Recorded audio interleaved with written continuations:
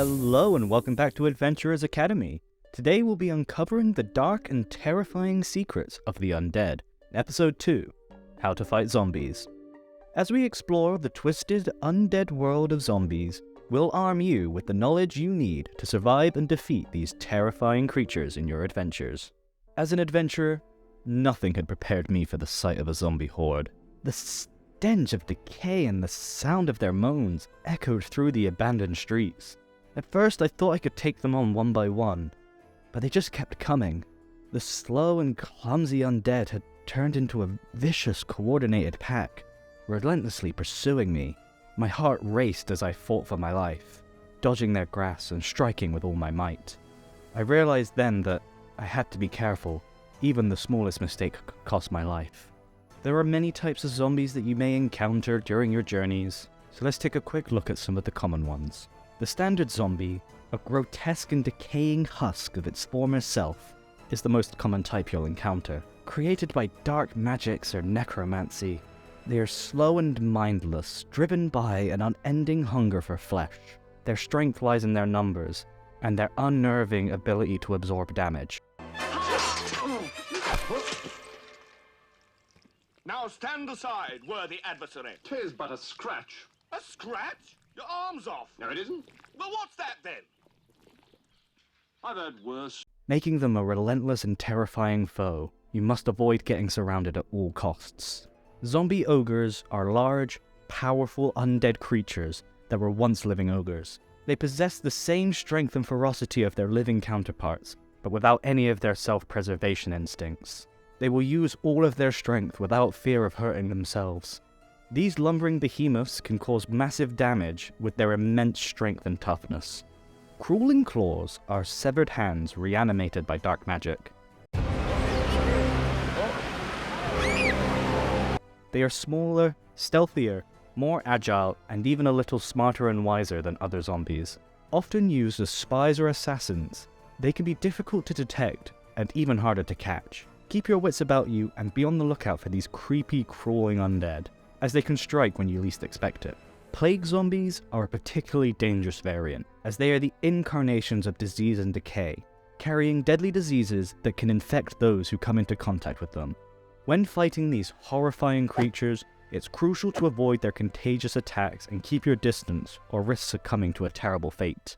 Fast zombies defy the stereotypes of the slow, shambling undead.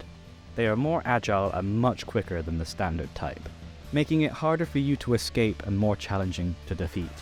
Be prepared to change up your tactics when fighting the faster zombies.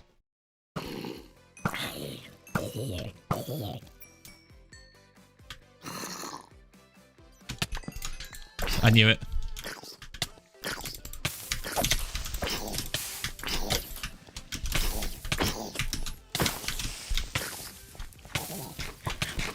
No! Necromancers are the puppet masters of the undead, powerful spellcasters who specialize in the dark arts.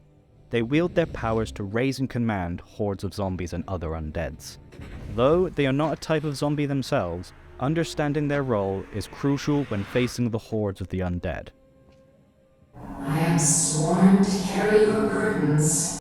And now I'll touch upon a couple of the rare and deadly variants that I hope you never come across. Zombie beholders are a rare and fearsome sight. These undead abominations were once powerful beholders, now reanimated by dark forces. They retain some of their original abilities, including their deadly eye rays. When confronting a zombie beholder, proceed with extreme caution and be prepared for a difficult battle.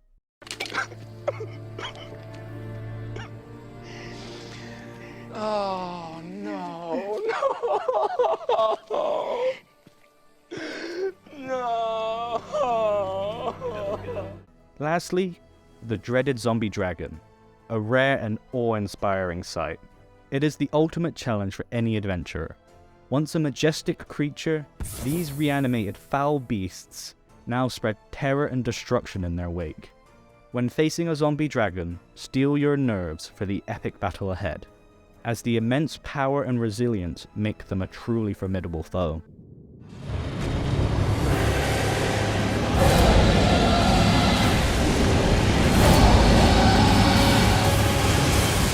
I pray that you never cross paths with an adult Dracolich.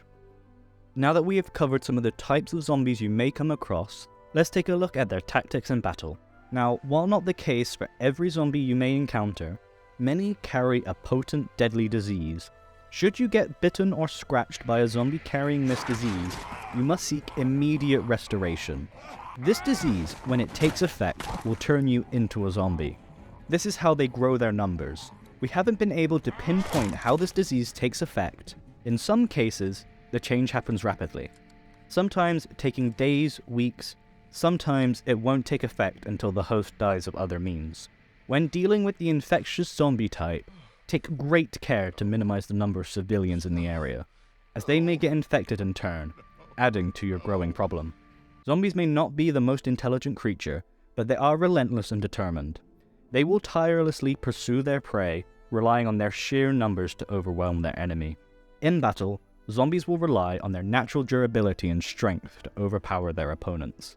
They can take a great amount of damage before falling, and their undead nature makes them immune to many forms of attacks and conditions that would harm living creatures, such as poison. Now, just because you've taken down a zombie doesn't mean that it's down for good. There is a chance that if you haven't dealt a critical blow, they may rise again.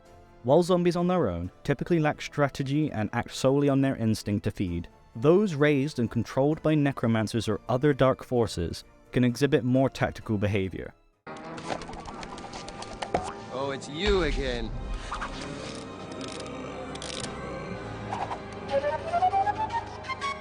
Fiona, time to go. Ah! Puss! Donkey!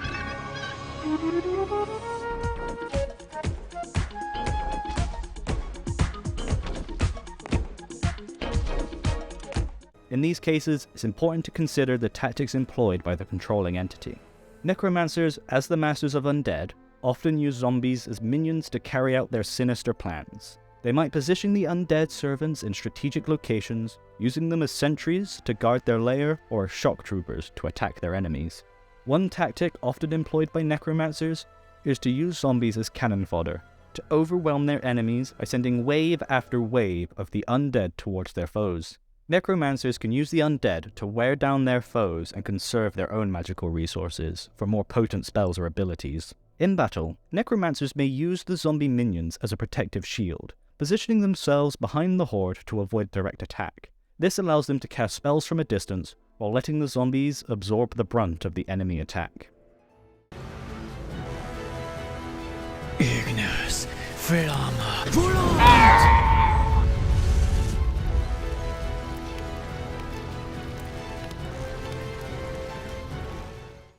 Another tactic used by necromancers is raising additional zombies during combat. By animating the corpses of fallen enemies or nearby dead, they can bolster their ranks and turn the tides of battle in their favor. In situations where a necromancer or other powerful being controls the zombies, defeating the controlling entity can often result in the destruction or disabling the entire undead horde. Focus on identifying and eliminating the source of control to make the battle against the zombies more manageable. Now we've explored the tactics used by necromancers and zombie minions, let's discuss how effectively to fight against these undead creatures. Number 1. Exploit their weaknesses. Zombies are slow and often lack the agility to dodge attacks. Use this to your advantage by targeting them from a distance with ranged weapons, spells, or area of effect attacks. Go for the head.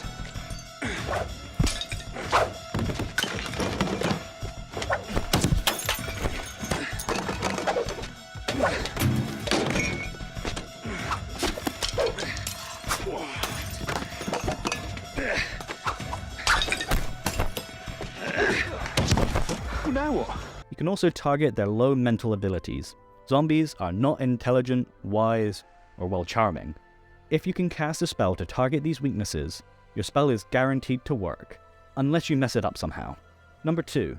Zombies are a lot like that one bad rash that you can't get rid of. If you don't take care of it properly, it's just going to come back again. You have to destroy the head or the brain in a critical strike. Zombies are driven by dark magic that can reanimate them.